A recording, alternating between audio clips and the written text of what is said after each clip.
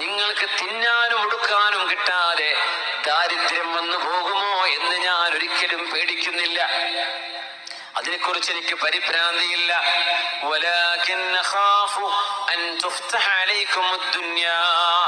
പക്ഷേ ഞാൻ പേടിക്കുന്നത് നിങ്ങൾക്ക് അള്ളാഹു ലോകത്തിന്റെ സമ്പത്തിന്റെ വാതിലുകൾ തുറന്നു തരുമോ എന്ന് ഞാൻ പേടിക്കുന്നു. എല്ലാവർക്കും ബിസിനസ്, എല്ലാവരുടെ കയ്യിലും കാശ്, എല്ലാവർക്കും വാഹനം, എല്ലാവർക്കും സൗകര്യങ്ങള് ഇങ്ങനെ നിങ്ങൾക്ക് കിട്ടിക്കഴിഞ്ഞാൽ നിങ്ങളുടെ മുൻഗാമികൾ സമ്പത്തിന് വേണ്ടി പരസ്പരം മത്സരിച്ചതുപോലെ കച്ചവടക്കാരൻ ഉപദ്രവം വരാൻ സിഹറും മാരണവും ചെയ്യുന്ന പോലെ സമ്പത്ത് മുഴുവൻ എനിക്ക് വേണം, അവനുണ്ടാവരുത് എന്ന് മനസ്സിൽ ആർത്തി കാണിക്കുന്ന പോലെ നിങ്ങളും ആർത്തി കാണിക്കുമോ? നിങ്ങളും തിന്മകളിലേക്ക് പോകുമോ? പൈസ കൊണ്ടാണ് നിങ്ങളുടെ മുൻഗാമികൾ നശിച്ചു പോയത്. അതുകൊണ്ട് നിങ്ങൾക്ക് നാശം വരുമോ എന്ന് ഞാൻ പേടിക്കുന്നു എന്ന് ഉഹദിൽ വെച്ച് അഷ്റഫുൽ ഖൽഖ് സ്വല്ലല്ലാഹു അലൈഹി വസല്ലം തങ്ങൾ, ഹബീബായ നബി തങ്ങൾ ഖുതുബ നിർവഹിക്കുന്നു. ഇതൊരു വലിയ പാഠമാണ്.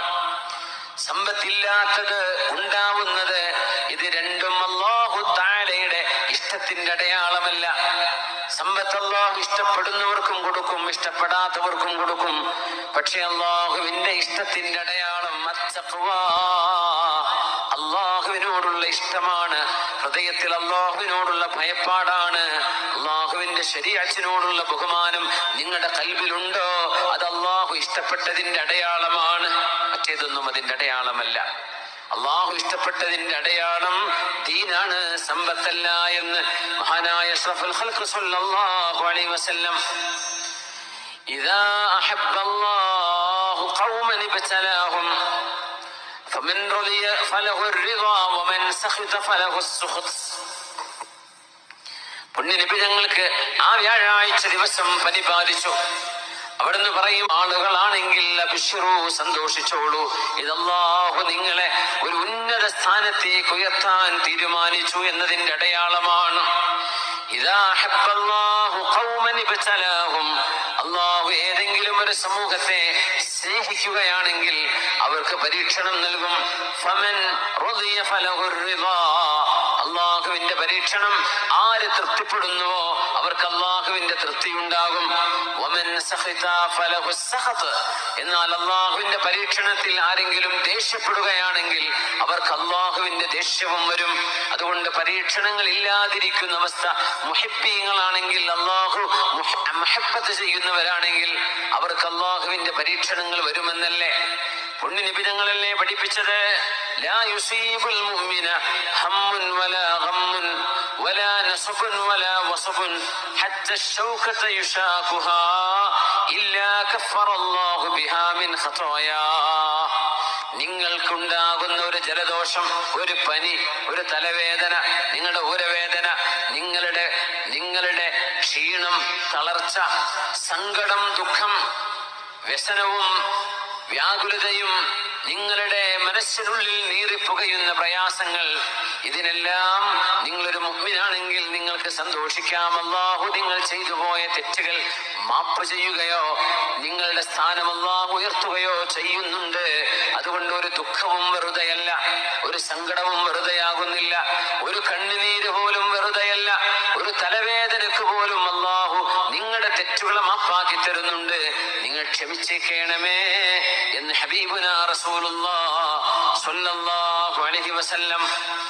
ഇന്നൽ മുഅ്മിന കൽ ഖാമ്മത്തി മിനസ് സറഅ് ലാ തസാലു الرീഹു തഫീഉഹാ യുംനതൻ വയുസ്റ. കതിരുയർന്നു കിടക്കുന്ന പഴം നൽകിക്കൊണ്ടിരിക്കുന്ന ഒരു കൊച്ചു ചെടിയെ പോലെയാണ് മുഅ്മിനായ മനുഷ്യൻ. കാറ്റടിച്ച് വീശുമ്പോൾ വലത്തോട്ടും ഇടത്തോട്ടും ഇങ്ങനെ ആടി ഉലയും.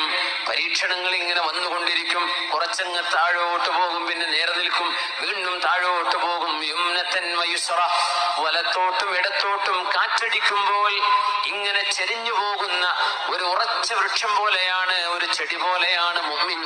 എന്നാൽ മുനാഫിഖ് അങ്ങനെയല്ല, നല്ല വണ്ണമുള്ള ചെടിയാണ്. പക്ഷേ ഒരു കാറ്റടിച്ചാൽ അത് ഒടിഞ്ഞു പോകും. മുഅ്മിനിന്റേത് ഒടിയില്ല, ചായുകയേ ഉള്ളൂ, അത് നിവർന്നു വരും. പോയാൽ അത് നിവർന്നു നിൽക്കും. മുനാഫിഖ് അങ്ങനെയല്ല. ഒരു പരീക്ഷണം വന്നാൽ പിന്നെ ആത്മഹത്യയിലേക്ക്, ഒരു ദുരന്തം വന്നാൽ പിന്നെ ജീവൻ അവസാനിപ്പിക്കും അവരെ. മുഅ്മിനീങ്ങളാണെങ്കിലോ വലത്തോട്ടും ഇടത്തോട്ടും ആടി ഉലയുന്ന ഒരു ചെടി പോലെയാണ്. ഹബീബായ നബി തങ്ങൾ പറയുന്നു, മുഅ്മിനീങ്ങൾ അങ്ങനെയാണ്. അതുകൊണ്ട് പരീക്ഷണങ്ങൾ വരുന്നത്, ദുഃഖങ്ങൾ വരുന്നത്, അസുഖങ്ങൾ വരുന്നത് അത് അപരക്ഷണമായി കാണരുത്, ദുരന്തമായി കാണരുത്. അള്ളാഹുവിന്റെ ഹബീബ് തങ്ങൾക്ക് അസുഖം വന്ന ദിവസമാണത്. വ്യാഴാഴ്ച ദിവസം ദഖൽതു അലാ റസൂലില്ലാഹ്. ഇമാം ബുഖാരി തങ്ങളും മുസ്ലിം എന്നവരും ഒത്ത് റിപ്പോർട്ട് ചെയ്യുന്ന മുത്തഫഖ് അലൈഹിയായ ഹദീസ്. മഹാനായ ഇബ്നു മസ്ഊദ് റളിയല്ലാഹു അൻഹു പറയുന്നു, ഞാൻ അള്ളാഹുവിന്റെ റസൂലിന്റെ അരികത്തേക്ക് കടന്നു ചെന്നു, ഹബീബിന്റെ വീട്ടിലേക്ക്. വളരെ ഹൈറ്റ് കുറഞ്ഞ മെലിഞ്ഞുണങ്ങിയ ഒരു സ്വഹാബിയാണ്. എന്നാൽ അള്ളാഹുവിന്റെ അരികത്ത് ഉഹദ് മലയെക്കാളും ഭാരമുള്ള അബ്ദുല്ലാഹ് ഇബ്നു മസ്ഊദ് റളിയല്ലാഹു അൻഹു. ഹബീബായ നബിയാണെങ്കിലോ വഹുവ യുഅഖു, നബി ഞങ്ങൾക്ക് അതിശക്തമായ പനിയുണ്ട്.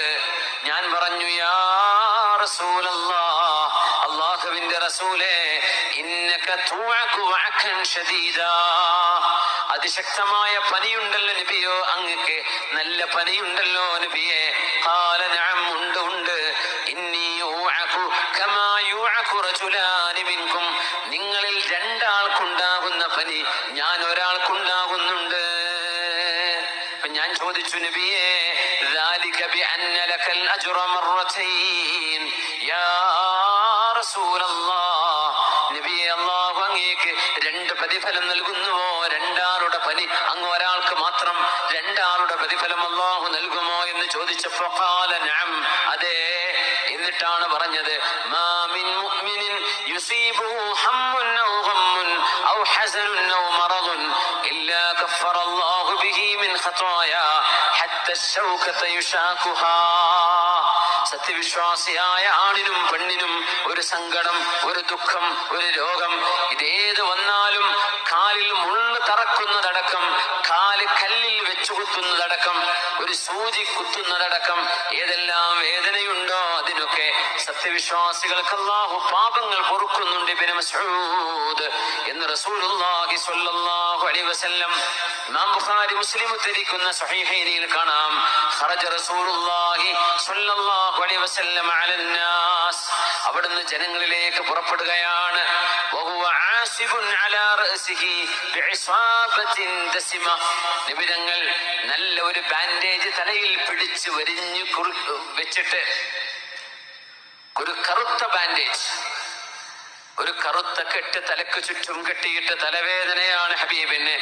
വഹുവ ബൈന അലിയും വൽ അബ്ബാസ്, അബ്ബാസ് റളിയല്ലാഹു അൻഹുവിന്റെയും അലി റളിയല്ലാഹു അൻഹുവിന്റെയും തോളിൽ കൈവച്ചുകൊണ്ട് ഹബീബായ നബി തങ്ങൾ കാല് ചവിട്ടാൻ പറ്റുന്നില്ല, താഴെ കാല് തൂക്കിപ്പിടിച്ചുകൊണ്ടാണ് സ്വന്തം വീടിൻ വാതിൽ തുറക്കുന്നത് മദീന പള്ളിയിലേക്ക്. ആ മസ്ജിദിലേക്ക് രണ്ടാളുടെ സഹായത്താലാണ് ഹബീബായ നബി തങ്ങൾ പോകുന്നത് സ്വല്ലല്ലാഹു അലൈഹി വസല്ലം. ഒന്ന് അലിയാർ തങ്ങൾ, മറ്റൊന്ന് ഇളാപ്പയായ അബ്ബാസ് ഇബ്നു അബ്ദുൽ മുത്തലിബ് റളിയല്ലാഹു അൻഹു. ജനങ്ങളെ കണ്ടപ്പോ അവിടുന്ന് സന്തോഷിച്ചുകൊണ്ട് പറഞ്ഞു, യാ അയ്യുഹന്നാസ്, അല്ലയോ ജനങ്ങളെ, 63 വയസ്സേ നബി തങ്ങൾക്കുള്ളൂ എന്ന് അറിയണം. കാര്യമായ ഒരു അസുഖവും ഹബീബായ നബി തങ്ങൾക്ക് അതുവരെ ഉണ്ടായില്ലെന്നറിയണം. ആരോഗ്യത്തിനൊരു കുഴപ്പവുമില്ല, പനി മാത്രമാണ് വന്നിരിക്കുന്നത്. യാ അയ്യുഹന്നാസ്, അല്ലയോ ജനങ്ങളെ, ഇന്നി മുലാഖിൻ റബ്ബി, ഞാൻ എന്റെ റബ്ബിനെ കാണാൻ പോവുകയാണ്. വസൗഫ ഉഖ്ബിറുഹു ബിമാ ജബ്തുബൂനി ബിഹി, നിങ്ങൾ എന്താണ് എനിക്ക് മറുപടി തന്നത് എന്ന് എന്റെ റബ്ബിനോട് ഞാൻ പറയും കേട്ടോ. ഇനി പറയുന്നത് ശരിക്ക് ശ്രദ്ധിക്കണമേ. അവിടുന്ന് ലോകത്തോട് യാത്ര ചോദിച്ചതിൽ പഠിക്കാനുള്ള പാഠങ്ങളാണ് ഇനി പറയാൻ പോകുന്നത്. ഒരു സ്വലാത്തിൽ ഇരുന്നാലോ, ഒന്ന് പെട്ടെന്ന് ഒന്ന് ഉറക്കം പോകാൻ ഒന്നെണീറ്റു. സ്വല്ലു അലൽ മുഖ്താരി മുഹമ്മദിൻ സ്വല്ലല്ലാഹു അലൈഹി വസല്ലം വആലിഹി. അല്ലാഹുമ്മ സ്വല്ലി അലാ സയ്യിദിനാ മുഹമ്മദിൻ വഅലാ ആലി സയ്യിദിനാ മുഹമ്മദിൻ വബാരിക് വസല്ലിം അലൈഹി. ജസാകുമുല്ലാഹ് ഖൈർ. ഇരിക്കി. യാ അയ്യുഹന്നാസ്, അല്ലയോ ജനങ്ങളെ, ഇന്നി മുലാഖിൻ റബ്ബി ഫസൗഫ ഉഖ്ബിറുഹു ബിമാ അജബ്തുമൂനി ബിഹി.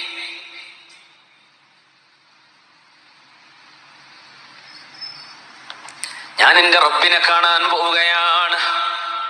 മരണം അങ്ങനത്തെ ഒരു യാത്രയാണ്. മരിക്കാന്ന് പറയുമ്പോ നമ്മള് വല്ലാണ്ടങ്ങ് പേടിക്കും. പക്ഷേ അതൊരു മെഹബൂബിനെ കാണാനുള്ള യാത്രയാണ് എന്ന് ആലോചിച്ചാൽ അതിനോളം സന്തോഷമുള്ളത് എന്താണുള്ളത്? നമുക്ക് വളരെ പ്രിയപ്പെട്ട ഒരാളെ നമ്മൾ കാണാൻ പോവുകയാണ്. ആ യാത്ര നമ്മൾ പേടിച്ചിട്ടാണോ പോവുക? സന്തോഷിച്ചിട്ടല്ലേ പോവുക? അങ്ങനെ പോവേണ്ടത്. പിന്നെ ഇപ്പൊ എന്താ അതിന്റെ മുതലൊക്കെ നമ്മൾ മുമ്പ് പോയവരൊക്കെ മുതലിട്ടിട്ടല്ലേ പോയത്. നമ്മളായിട്ട് എങ്ങനെ കൊണ്ടുപോവുക? അപ്പൊ അതൊക്കെ അവിടെ ഉണ്ടാവും. അത് നമുക്ക് വാടകക്ക് തന്നതാ, കുറച്ച് വായ്പ, ടൈം കഴിഞ്ഞാൽ വെച്ചെടുത്ത് പോകണം. അപ്പൊ അതിനെപ്പറ്റി ആലോചിക്കണ്ട, അതോടെ ഇട്ട് പോകാനേ പറ്റുള്ളൂ. ഞാൻ എങ്ങാനും എൻ്റെ മുതലിൻ്റെ ആരെങ്കിലും പൊളിച്ചിട്ടെങ്കിലും എടുത്ത് കൊണ്ടുപോകും അവരുടെ ഉള്ളിൽ നിന്ന്, പൈസ അല്ലേന്ന് വിചാരിച്ചിട്ട്. അപ്പോ അതൊന്നും ആഗ്രഹിക്കണ്ട, നടക്കൂല. പടച്ചോനെ കാണാൻ പോവാണ്, ഇഷ്ടപ്പെട്ട ഒരാളെ, ഒരു മെഹബൂബിന്റെ അടുത്തേക്ക് പോവാണ്. അപ്പൊ സന്തോഷം വേണ്ടേ? മഹാനായ അബൂ സക്കരിയ്യ ദിമശ്കി റഹ്മത്തുള്ളാഹി അലൈഹി പറഞ്ഞൊരു വാക്കുണ്ട്. എന്നോട് മലക്കുൽ മൗത്ത് വന്ന് ചോദിക്കാൻ, 100 കൊല്ലം കഴിഞ്ഞിട്ട് മരിക്കണോ അല്ല ഇപ്പൊ മരിക്കണോ എന്ന് എന്നോട് ചോദിച്ചാൽ, ചോദ്യം ഭയങ്കര പ്രത്യേകതയുള്ള ചോദ്യമാണ്. 100 കൊല്ലം കഴിഞ്ഞ് മരിക്കണോ അല്ലെങ്കിൽ നാളെ മരിക്കണോ എന്നല്ല, ഇപ്പൊ പോരുന്നോ, ഇപ്പോ അല്ല 100 കൊല്ലം കഴിഞ്ഞിട്ട് എന്നോട് ചോദിച്ചാൽ ഞാൻ പറയും, അൽ ആൻ, ഞാൻ ഇപ്പൊ പോരാം. ഷൗഖൻ ഇലാ റബ്ബി, എന്റെ റബ്ബിനെ കാണാനുള്ള കൊതി കൊണ്ട്, ആഗ്രഹമുണ്ട്. ഇപ്പൊ തന്നെ നടക്കുകയാണെങ്കിൽ അതല്ലേ നല്ലത്. 100 കൊല്ലം പോയിട്ട് ഒരു ദിവസം പോലും എനിക്ക് കാത്തിരിക്കും. ഇപ്പൊ നിങ്ങൾ എന്നെ കൊണ്ടുപോകുമോ, ഞാൻ റെഡിയാണ് എന്ന് ഞാൻ മലക്കുൽ മൗത്തിനോട് പറയും. എന്റെ മഹാൻ പറഞ്ഞു, 100 കൊല്ലം ഞാൻ ആയുസ് വേണമെന്ന് പറഞ്ഞാൽ 100 കൊല്ലം ഞാൻ നല്ല കുട്ടിയായിട്ട് ജീവിക്കുക ഉറപ്പാണ്. മരണം ഉറപ്പിച്ചതല്ലേ. അപ്പോ എനിക്ക് മനസ്സിനുള്ളിൽ ഒരു പൊങ്ങച്ചം വരാൻ സാധ്യതയുണ്ട്. 100 കൊല്ലം ഇബാദത്തൊക്കെ ചെയ്ത് ഞാൻ നല്ല കുട്ടിയായിട്ടല്ലേ പോണത് എന്നൊരു തോന്നൽ, ഒരു റിയാ, ആളുകളൊക്കെ അറിയണം അല്ലെങ്കിൽ ഞാൻ തരക്കേടില്ലല്ലോ എന്നൊരു തോന്നൽ എന്റെ മനസ്സിൽ വരുമല്ലോ. പക്ഷെ ഹുബ്ബ്, ഞാൻ ഇപ്പൊ പോവാണ്, എനിക്ക് അല്ലാഹനെ കാണണം. ഷൗഖൻ ഇലാ റബ്ബി, എന്റെ റബ്ബിനോടുള്ള കൊതിയാണ്, എന്റെ റബ്ബിനോടുള്ള മഹബ്ബത്താണ്. ആ മഹബ്ബത്തിൽ പിന്നെ അഹങ്കാരം വരൂല. മഹബ്ബത്തില് അഹങ്കാരമില്ല, അതിൽ റിയാ വരൂല. ഇബാദത്തിൽ റിയാ വരാം. അപ്പൊ എനിക്കിപ്പോ പോരാ നല്ലത്, ഞാൻ അങ്ങനെ മറുപടി കൊടുക്കും എന്ന് പറഞ്ഞവർ. നമ്മളാണെങ്കിൽ എന്ത് പറയും? രണ്ടാമത്തെ ആയിക്കോട്ടെ എന്നല്ലേ പറയാ. കുഴപ്പമൊന്നും ഉണ്ടായിട്ടില്ല, എന്നാലും 100 കൊല്ലം കഴിഞ്ഞിട്ട് മതി അല്ലേ. ഞാനിപ്പൊ വരികയാണ്, എനിക്കിപ്പൊ പോരണം എന്ന് മറുപടി പറയുന്നവർ. പുണ്യനബി തങ്ങൾ പറയാണ്, ഇന്നി മുലാഖിൻ റബ്ബി, ഞാൻ എൻ്റെ റബ്ബിനെ കാണാൻ പോവുകയാണ്. എന്നോട് ചോദിക്കും, അഷ്റഫുൽ ഖൽഖേ, അങ്ങയുടെ അൻസ്വാരികളും മുഹാജിറുകളും അങ്ങയോട് എന്ത് മറുപടിയാണ് തന്നത്, അങ്ങ് പറഞ്ഞതൊക്കെ അവർ കേട്ടിട്ടുണ്ടോ എന്നവര് എന്നോട് അള്ളാഹു ചോദിക്കും. അപ്പൊ ഞാൻ മറുപടി കൊടുക്കാൻ വേണ്ടി പോവാണ്. യാ അയ്യുഹന്നാസ്, ഇനി പറയുന്നത് ശ്രദ്ധിക്കണേ. മൻ സബബ്തുഹു ഔ ശതംതുഹു ഔ അഖദ്തു മിൻ മാലിഹി ഫൽയഖ്തസ് മിന്നില്ലാൻ ഖബ്ല അൻ ലാ യകൂന ദിർഹമൻ വലാ ദീനാറ. ഞാൻ ആരെയെങ്കിലും ചീത്ത വിളിക്കുകയോ, ആരാ പറയണെന്നറിയോ? അഷ്റഫുൽ ഖൽഖ് സ്വല്ലല്ലാഹു അലൈഹി വസല്ലം. നിങ്ങളിൽ ആരെങ്കിലും അതോ തലവേദന വന്ന് നെറ്റിയിലൊരു കറുത്ത കെട്ടുകൊണ്ട് വരിഞ്ഞു മുറുക്കി കെട്ടിയിട്ട് നടക്കാൻ പറ്റാതെ ആ വ്യാഴാഴ്ച ദിവസം അലി റളിയല്ലാഹു അൻഹുവിന്റെയും അബ്ബാസ് റളിയല്ലാഹു അൻഹുവിന്റെയും തോളിൽ കൈവച്ചുകൊണ്ട് മദീന മിമ്പറിൽ വന്ന് ഒരു വിധം ഇരിക്കുകയാണ്. അവിടുന്ന്, ജനങ്ങളെ, ഞാൻ അല്ലാഹുവിനെ കാണാൻ പോവുകയാണ്. ഇത് മാറുന്ന പനിയല്ല, എന്റെ അസുഖം മാറാനുള്ളതുമല്ല, ഇതെന്റെ മരണമാണ് എന്ന് തിരിച്ചറിഞ്ഞ നിബിധങ്ങൾ ആ അർത്ഥങ്ങൾ ഉൾക്കൊണ്ടുകൊണ്ട് തന്നെയാണ് സംസാരിക്കുന്നത്. അതുകൊണ്ട് ഞാൻ ആരെയെങ്കിലും ചീത്ത വിളിച്ചിട്ടുണ്ടെങ്കിൽ ശരി, ശരിക്കും മനസ്സിലായിക്കോളി. ഫേസ്ബുക്കിലൊക്കെ എഴുതി വിടുമ്പോഴേ നല്ല രസമായിരിക്കും. ഇതൊക്കെ പൊരുത്തപ്പെടിക്കണ്ടേ മനുഷ്യന്മാരെ പറ്റി എഴുതി വിടുന്നതൊക്കെ, പ്രത്യേകിച്ച് മുഅ്മിനീങ്ങളെ പറ്റിയാണെങ്കിൽ, അത് ഉസ്താദന്മാരും തങ്ങന്മാരൊക്കെ ആണെങ്കിൽ ആലോചിച്ച് നോക്കി എന്തൊരു ഗൗരവമാണ്, എന്തൊരു ഗൗരവം, എന്ത് ആവേശം ഇതൊക്കെ. ഗീബത്തും നമീമത്തും പറഞ്ഞിട്ട് ദീൻ നടത്തല്.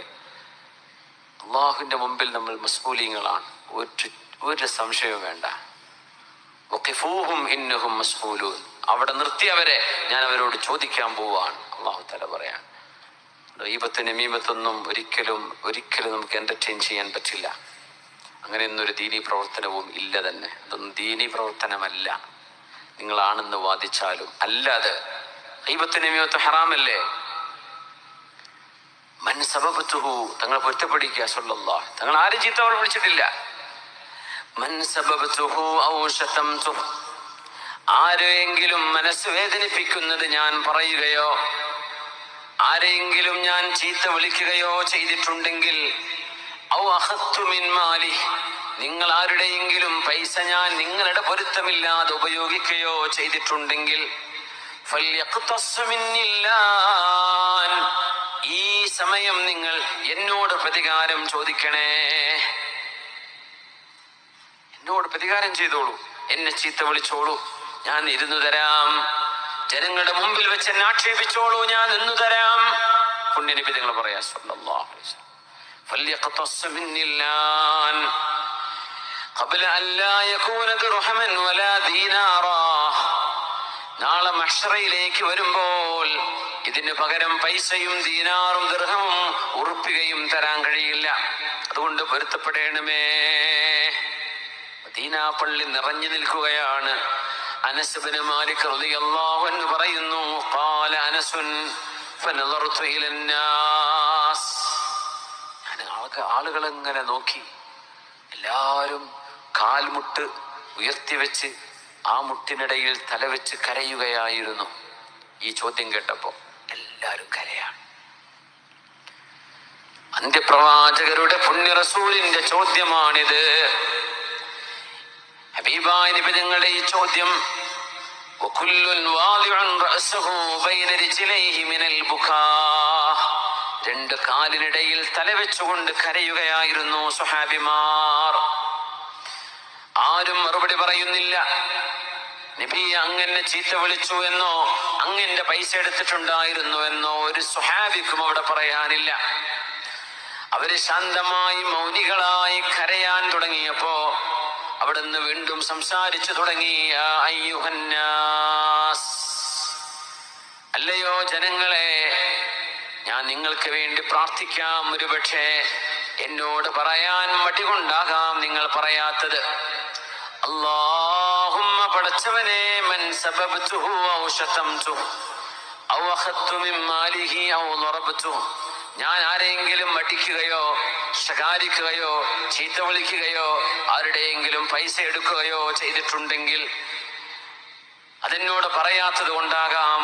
അങ്ങനെ വരാമല്ലോ. ഫജ്അൽഹാ റഹ്മതൻ ഇൻദക്, അല്ലാഹുവേ, അത് എന്റെ ഉമ്മത്തികൾക്ക് എന്നിൽ നിന്ന് കിട്ടുന്ന ഒരു റഹ്മത്തായി നീ മാറ്റണമേ, അതവർക്ക് റഹ്മത്താക്കി കൊടുക്കണമേ. അതിന് പകരം മഹാനായ അബൂ ദാവൂദ് റളിയല്ലാഹു അൻഹുവിന്റെ ഹദീസുണ്ട്, ഇന്നി അഖദ്തു ഇൻദ റബ്ബി അഹദാ, ഞാൻ അല്ലാഹുവിനോട് ഒരു കരാർ ചെയ്തിട്ടുണ്ട്, ഞാനും അല്ലാഹുവും തമ്മിൽ ഒരു ഉടമ്പടിയുണ്ട്.